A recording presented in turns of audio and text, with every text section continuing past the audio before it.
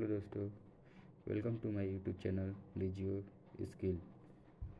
हम previous video में दो क्वेश्चन डिस्कस कर चुके थे। अब नेक्स्ट क्वेश्चन की तरफ हम बढ़ते हैं। तो थर्ड क्वेश्चन है, the layer just below the lithosphere is known as. यहाँ 4 ऑप्शन दिया हुआ है। Low velocity zone, Gutenberg discontinuity, the zone of deep seated earthquake and inversion zone. तो इन्वर्जन जोन तो कोई रिलेशन इससे नहीं रखेगा, लेकिन 3 ऑप्शन जो है इसमें low velocity zone, Gutenberg discontinuity and the zone of deep seated earthquake, इन तीनों को हम डिटेल थोड़ा सा देख लेते हैं। देन उसके बाद हम करेक्ट ऑप्शन जो 1 है यहाँ पर आएंगे। ठीक है। सबसे पहले interior of the earth structure जो किस बेसिस पे डिवाइड करता है, इसको हम थोड़ा सा देखते हैं। तो सब इसमें 3 अलग अलग वे है जिससे हम अर्थ के इंटीरियर को जान सकते हैं। जो पहला, एक तो सेस्मिक मेथड से हम पता कर सकते हैं, जो P wave and S wave जो कि बॉडी वेव है। तो इसके बेस पे हम बता सकते हैं कि ये वेव्स की वेलोसिटी जहाँ पे हाई होगी, लो होगी या ज़ीरो होगी, तो उस कंटिन्यूटी को जो ब्रेक करेगा वहाँ की जो, उसको हम डिसकंटिन्यूटी बोलते हैं। तो सेस्मिक डिसकंटिन्यूटी उस का हम नेमिंग कर देते हैं। उसी तरह दूसरे से होता है केमिकल कंपोजिशन के बेस पे, कि क्रस्ट का केमिकल कंपोजिशन आप जानते ही हैं कि सिलिका और एल्यूमिना, और जो ओसेनिक क्रस्ट का केमिकल कंपोजिशन होता है वो सिलिका और मैग्नीशियम के साथ होता है। मेंटल जो होता है वो लेहरजोलाइट पेरिडोटाइट से रिलेटेड रखता है। कोर जो है वो निकल और आयरन से रिलेटेड रहता है।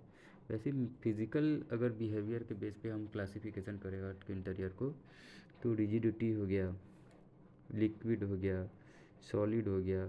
जैसे सॉलिड के बेस पे हम बता सकते हैं कि आपका जो इनर कोर है वो सॉलिड होता है। ब्रिटल के बेस पे लिथोस्फीयर ब्रिटल होता है। प्लास्टिसिटी के बेस पे एस्थेनोस्फीयर को हम बता सकते हैं। तो इसके बेस पे हम इसको इंटीरियर को क्लासिफाई करते हैं। तो इस क्वेश्चन में इसने मेंशन किया है लिथोस्फीयर। लिथोस्फीयर मीन्स इसने मैकेनिकल बिहेवियर के बेस पे लिथोस्फीयर को इसने क्वेश्चन में पूछा है। अब थोड़ा हम आगे और बढ़ते हैं और चेक करते हैं कि क्या क्या हमारे इंटीरियर ऑफ द अर्थ में है और कैसे उसका डिवीज़न किया है। तो इस डायग्राम में आपको शायद थोड़ा ब्लर है, पर क्लियर मैं कर दूंगा आपको डिटेल देखिए। देखिए यहाँ जो हमारा लिथोस्फीयर होता है वो 0 से 150 और 100 किलोमीटर के रेंज में होता है। जिस लिथोस्फीयर एक फिज़िकल बैरियर के बेस पे हम इसको क्लासिफाई करेंगे कि लिथोस्फीयर जो मेनली जो होता है ये ब्रिटल बिहेवियर शो करता है। ठीक है, ब्रिटल बिहेवियर शो करेगा। इसके बाद जो जोन आएगा वो होता है आपका LVZ, लो वेलोसिटी जोन, जो जिसको हम एस्थेनोस्फीयर बोलते हैं।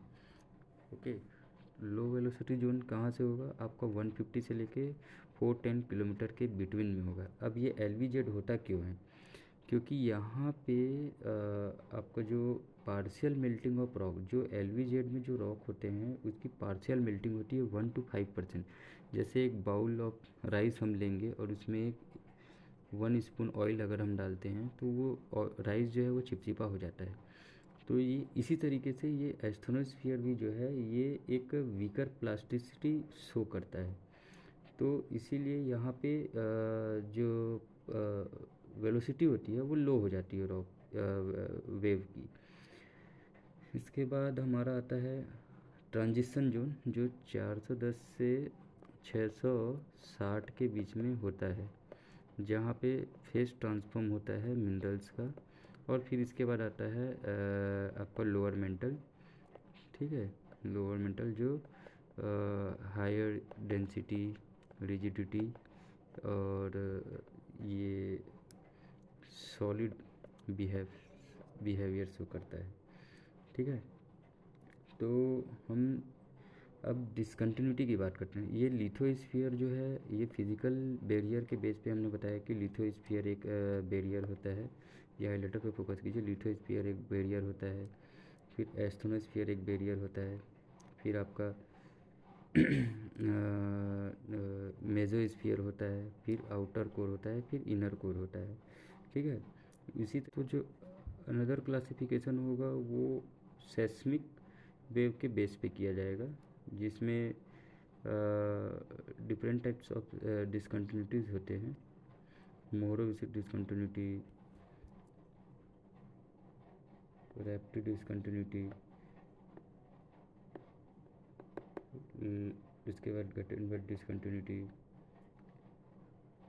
लेहमान डिसकंटिन्यूटी। ये डिसकंटिन्यूटी जो है वो पी वेव और एस वेव के वेलोसिटी के बेस पे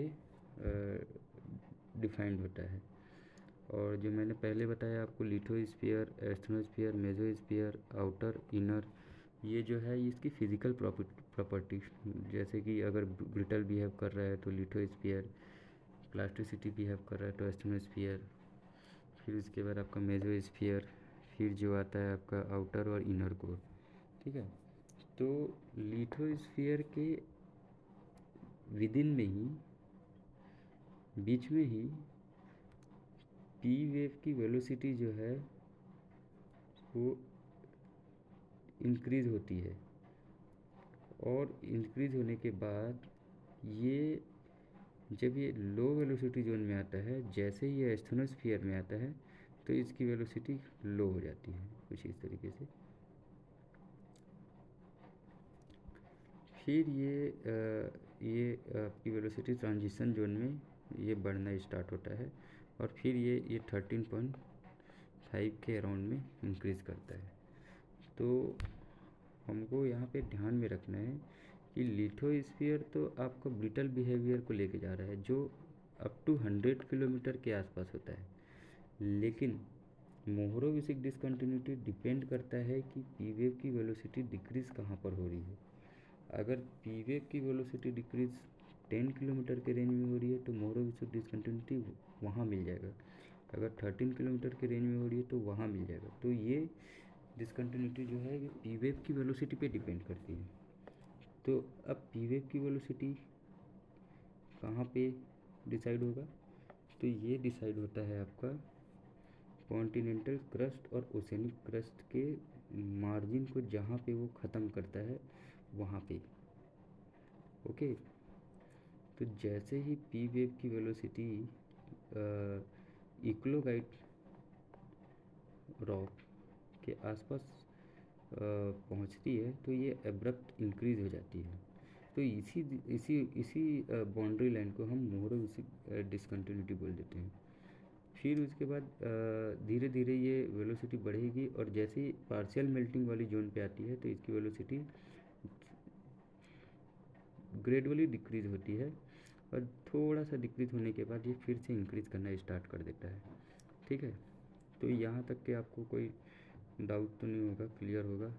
अगर मैं यहाँ पे आपको दूसरे डायग्राम से क्लियर करना चाहूँ तो आप इस डायग्राम में फोकस कीजिए।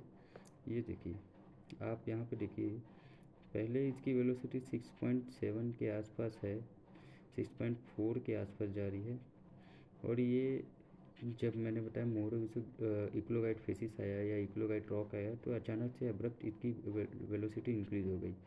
इंक्रीज़ होने के बाद ये एल वी जेड में इसकी वेलोसिटी फिर से डिक्रीज़ होना स्टार्ट हुआ। ये पूरी एल वी जेड में इसकी वेलोसिटी डिक्रीज़ है।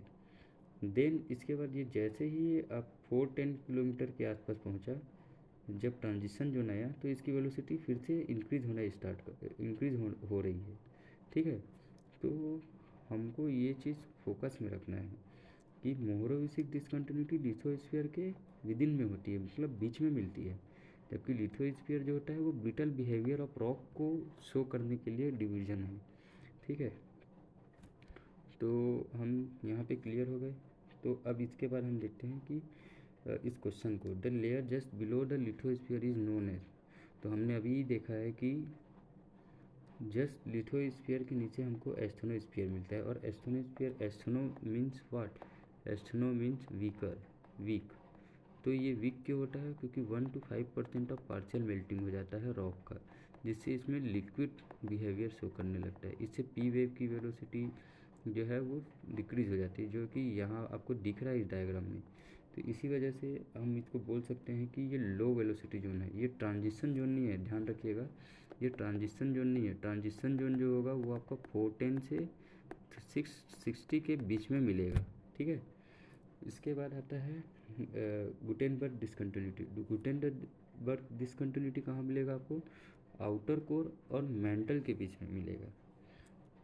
ये वहाँ पे आपकी outer core liquid behaviour show करता है और आपका मेंटल जो है वो solid, rigid, higher density show करता है। तो यहाँ की वेलोसिटी चेक कर जाती है 13.5 से 8 के या 10 के अराउंड में आ जाती है। 10 और 8 के विदिन में आ जाती है ये वेलोसिटी। तो इसी बाउंड्री को हम गुटेनबर्ग डिसकंटिन्यूटी बोल देते हैं, ठीक है। इसके बाद आपका लेहमान डिसकंटिन्यूटी, जब ये फिर से चेक करेगी 10 से ये आपका 11 में जब क्रॉस करेगा, जैसे यहाँ पे देखो, ये आपका ये बाउंड्री से डायग्राम से देखिए, यहाँ ये गुटेनबर्ग डिसकंटिन्यू हो जाएगा, ठीक है। ये बाउंड्री जो है आपका गुटेनबर्ग डिसकंटिन्यूटी दिखाएगा, जो वेलोसिटी चेक कर गई, नीचे आ गई, ठीक है। फिर ये आपकी वेलोसिटी धीरे धीरे आपकी इंक्रीज़ करती जा रही है और ये इंक्रीज़ करेगी आउटर कोर में, और फिर ये इंक्रीज़ करके 11.5 के अराउंड में इनर कोर में आ जाएगी। तो अगर हम ब्रीफ देखें तो सबसे पहले ये आपका क्रस्ट में लो वेलोसिटी दिखा रहा है। फिर जैसे ही ये इक्लोगाइट के पास आया तो इसकी वेलोसिटी बढ़ती गई, डेंसिटी बढ़ती गई तो बढ़ती गई इसकी वेलोसिटी। फिर जैसे एलवीजेड आया तो इसकी वेलोसिटी लो हो गई, तो ये लो वेलोसिटी जोन हो गया। फिर जैसे 410 और 660 का ट्रांजिशन जोन आया तो ये वेलोसिटी बढ़ती गई। अब इसके बाद ये वेलोसिटी 13.5 के अराउंड में पूरे लोअर मेंटल में रहेगी, ठीक है। जैसे ही हम आउटर कोर की बाउंड्री में आए तो ये वेलोसिटी चेक कर गई, जो 8 से 10 के अराउंड में आ गई, और फिर ये वेलोसिटी इंक्रीज़ करके 11.5 में चली गई, जो लेहमान डिसकंटिन्यूटी को दिखा रहा है। और यहाँ पे आपको जो वेलोसिटी इंक्रीज़ करेगा ये आपको दिखाता है मोहरोविसिक डिसकंटिन्यूटी, ठीक है। तो ये डाउट आपका क्लियर हो गया होगा। अब इसके बाद मैं दूसरा ऑप्शन देखता हूँ, तो इस बेस पे हम ऑप्शन 1 इज़ करेक्ट हो जाएगा। तो अब दूसरा गुटेनबर्ग डिसकंटिन्यूटी भी मैंने बता दिया कि आउटर कोर और मेंटल के बीच में आ रहा है। The zone of deep seated earthquake, देखिए अर्थक्वेक 3 जोन में डिवाइड करता है। एक सैलो अर्थक्वेक होता है जो MOR मिड ओशनिक रीज में बनता है, एक इंटरमीडिएट होता है, और एक होता है आपका डीप सीटेड। जो डीप सीटेड अर्थक्वेक जोन होता है वो 70 से 300 किलोमीटर के रेंज में होता है, ठीक है। ये जनरली आपका सबडक्शन जोन और ट्रेंच वगैरह में ये मिलेगा आपको, ठीक है। तो ये क्वेश्चन आपको क्लियर हो गया होगा। इसमें कुछ डिटेल्स मैंने दिया हुआ है, अगर आपको पढ़ना है तो वीडियो पॉज करके आप इसको पढ़ सकते हैं और देख सकते हैं। इसके बाद हम नेक्स्ट क्वेश्चन में आएंगे। Which of the following geological process has resulted in formation of Precambrian banded iron ore deposition in India, ठीक है। यहाँ sedimentation, hydrothermal activity, magmatic concentration, supergene enrichment.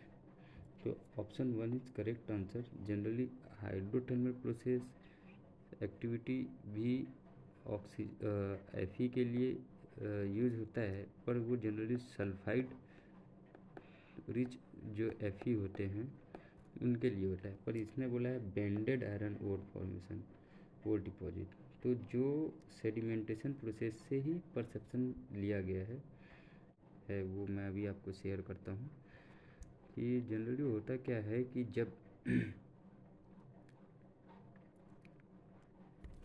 देखिए यहाँ पे जब ये हमारा है ओशन वाटर, ठीक है, ये ओशन है, आपको ये ओशन दिख रहा है, तो ये ओशन है, और इस ओशन ये MOR का सिस्टम है, ये MOR मिड ओशनिक रीज का सिस्टम है। MOR में क्या हो रहा है कि ये आपको वोल्केनिक निकल रहा है, लावा निकल रहा है या मैग्मा निकल रहा है, तो इस मैग्मा में एफी रिच मिनरल होंगे, एफी होगा, आयरन होगा। तो ये एडिशन कर रहा है, सिस्टम में ऐड हो रहा है एफी। और वहीं पर सिलिका जो है वो भी ऐड होता जा रहा है वेदरिंग प्रोसेस से। ठीक है। तो दूसरा चीज़ ये है कि यहाँ पे साइनोबैक्टीरिया जो है वो ओशन वाटर में ऑक्सीजन कंसनट्रेशन को बढ़ा रहा है। और ये आपका ये फोटिक जोन है और ये एफोटिक जोन है। तो पहले हम डायग्राम क्लियर कर लेते हैं। आप देखिए प्रोसीजर क्या होता है कि जब ये एफी आयरन +2 और +3 जब ये O2 के साथ रिएक्ट करेगा तो Fe2O3 बनाकर ये डिपॉजिट हो जाएगा। कहाँ पर डिपॉजिट? यहाँ ये बेस में फ्लोर में डिपॉजिट हो जाएगा ऐसा। फिर उसके बाद इसमें क्या होगा, सिलिका जो है, सिलिका रिच जो है SiO2, चाल्कोडेनी, चर्ट, ये सब आके इसके ऊपर कुछ समय बाद डिपॉजिट होते जाएगी। इसमें कुछ कुछ सेल भी डिपॉजिट हो जाते हैं। तो इस तरीके से ये बेंडेड फॉर्म में डिपॉजिशन स्टार्ट कर देगा। तो और फिर ये धीरे धीरे ये शिफ्ट भी हो रहा है। शिफ्ट होते होते ये ओशन के सोल एरिया तक के ये पहुंच जाता है। ठीक है। तो यही इसका प्रोसीजर है बेंडेड आयरन फॉर्मेशन का। ये आपका MOR का सेटिंग है, आपको क्लियर दिख रहा है। यहाँ पे वोल्केनिक इरप्शन हो रहा है और इससे जो निकलने वाली Fe है वो एडिशन शो कर रही है। ठीक है। तो ये क्लियर हो गया होगा। अब दूसरा जो ऑप्शन आपको दिख रहा है हाइड्रोथर्मल एक्टिविटी। तो हाइड्रोथर्मल एक्टिविटी क्या है? हाइड्रोथर्मल एक्टिविटी है कि concentration as a result of precipitation from heated aqueous fluid migrating through crystal rocks. Okay. Crystal rock में जो हीट एक्वस फ्लूइड जो होता है वो जब माइग्रेट करता है तो उसके थ्रू जो प्रिसिपिटेशन होता है उसको हम हाइड्रोथर्मल एक्टिविटी के थ्रू जो ओर डिपॉजिट है वो बोलते हैं। इसमें जनरली सल्फाइड ओर डिपॉजिट होते हैं। तो Fe पायराइट हो गया, ये जो इस टाइप के सल्फाइड मिनरल हैं ये यहाँ पे मिलते हैं। और सुपरजिन एनरिचमेंट क्या होता है? सुपरजिन एनरिचमेंट होता है आपका अगर इसका डेफिनेशन देखें सुपरजिन एनरिचमेंट का, तो ore formation by descending solution meteoric water interacting with in rock okay during superficial weathering process. Okay. जो सरफेशियल वेदरिंग प्रोसेस से ओर का फॉर्मेशन होता है। जैसे ये कोई रॉक है और इस रॉक में अगर मेटेरिक वाटर आता है तो इससे क्या हो रहा है, ये वाटर टेबल है समझ लीजिए और ये रॉक है। तो इसकी वेदरिंग प्रोसेस जब होगी और वेदरिंग होने से जब इसका लीचिंग होगा, ये लीचिंग होना स्टार्ट होता है।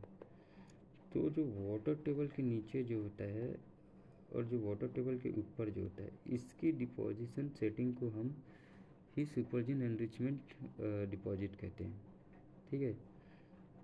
अब इसका डिटेल अगर आपको जानना है तो मैं एक नेक्स्ट वीडियो बनाऊंगा जिसमें सेडिमेंटेशन, सुपरजिन एनरिचमेंट, मैग्मेटिक कंसंट्रेशन और हाइड्रोथर्मल एक्टिविटी को डिटेल से मैं एक्सप्लेन कर दूंगा।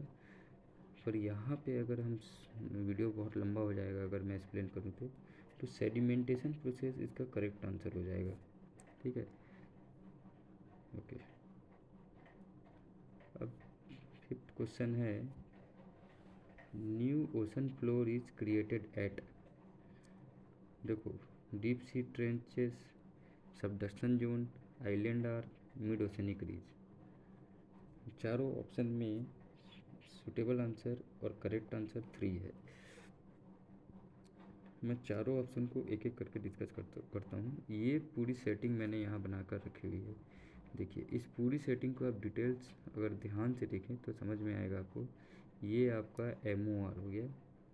ओके। इस MOR में ये आपको वोल्केनिक इरप्शन हो रहा है और रीच का फॉर्मेशन हो रहा है यहाँ पे जो न्यू ओशन फ्लोर बनाता है बेसाल्टिक इन कंपोजिशन में। ओके।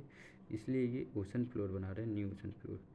अब यहाँ से जैसे जैसे ये शिफ्ट होता जाएगा, जैसे जैसे ये मूव करता जाएगा वैसे वैसे ओशन फ्लोर जो है कोल्ड होता जाएगा और डेंस होता जाएगा। ठीक है ना। तो ओल्डर भी होगा और डेंसर भी होगा।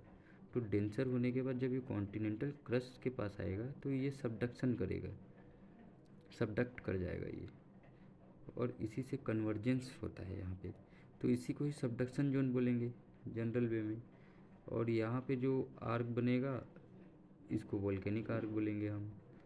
इसके साथ दूसरा, अगर मान के चलो कि दूसरे साइड में भी अगर MOR है और इसमें भी यही प्रोसीजर स्टार्ट हो रहा है, तो आपको मैं मैथमेटिकल वे में समझाता हूँ। जैसे कि अगर ये MOR स्प्लिट करके x डिस्टेंस कवर करता है, ठीक है, और ये MOR जो है वो स्प्लिट करके x+2 डिस्टेंस कवर करता है, तो ये ज़्यादा ओल्डर होगा इस पोर्शन में, और ज़्यादा ओल्डर होने से क्या होगा, ज़्यादा डेंसर होगा, लो टेम्परेचर होने से डेंसिटी इसकी हाई होगी और कूल होगा।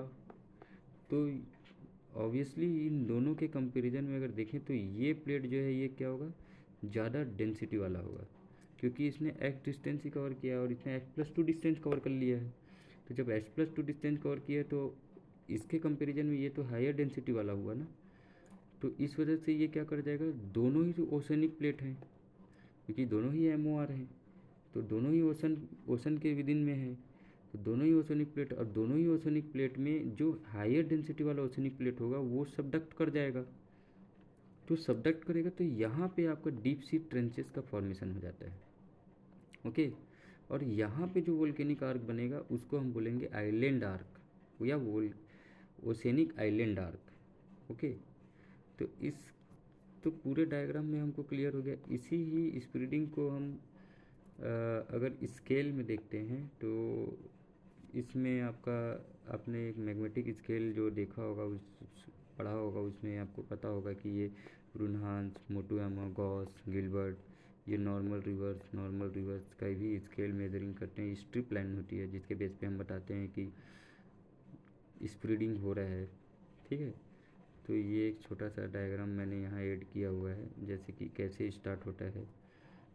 सबसे पहले अर्ली रिफ्टिंग होगा, फिर उसके बाद thinning of crust and mental lithosphere, advance rifting में, फिर उसके बाद पैसिव मार्जिन, और आपका ये धीरे से यहाँ MOR का फॉर्मेशन मिड ओशनिक रीज बन जाता है, ठीक है, मेंटल अपवेलिंग के थ्रू। तो ये हो गया एक आपका सबडक्शन हो गया, डीप सी हो गया, मिड ओशनिक रीज, और ये आइलैंड आर्क। मैंने ये चारों ऑप्शन बता दिए, ये 4 ऑप्शन ये है, सबडक्शन आपका 2 ऑप्शन हो गया, और वो डीप सी ट्रेंचेस आपका ये 1 ऑप्शन। इसके साथ मिड ओशनिक रीज 3rd ऑप्शन, जो आपको सबसे न्यूली प्लेट यहाँ पर बनता है, यहाँ और यहाँ पर, ओके। तो इस तरीके से ये क्वेश्चन सॉल्व किया जाएगा। इसके बाद ये क्वेश्चन है, Iceland can be cited as example of. Iceland, actually में आइसलैंड एक एग्जाम्पल है जो सी लेवल के ऊपर जब वोल्केनिक इरप्शन होता है तो एक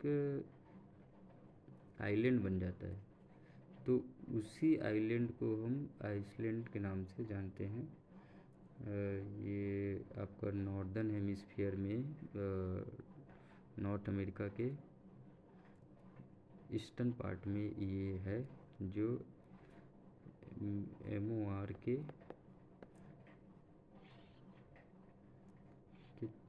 सेटिंग में ही आपको मिलेगा। ये जैसे ये आपका MOR है ऐसे, तो इसके साथ यहाँ पे वो आइसलैंड बना हुआ मिलता है या बन रहा है, अभी भी इसका फॉर्मेशन हो रहा है, क्योंकि यहाँ पे कंटिन्यूस वोल्केनिक इरप्शन हो रहा है जो सी लेवल के water level, ocean water level से ऊपर इसकी वोल्केनिक इरप्शन हो रही है, ठीक है।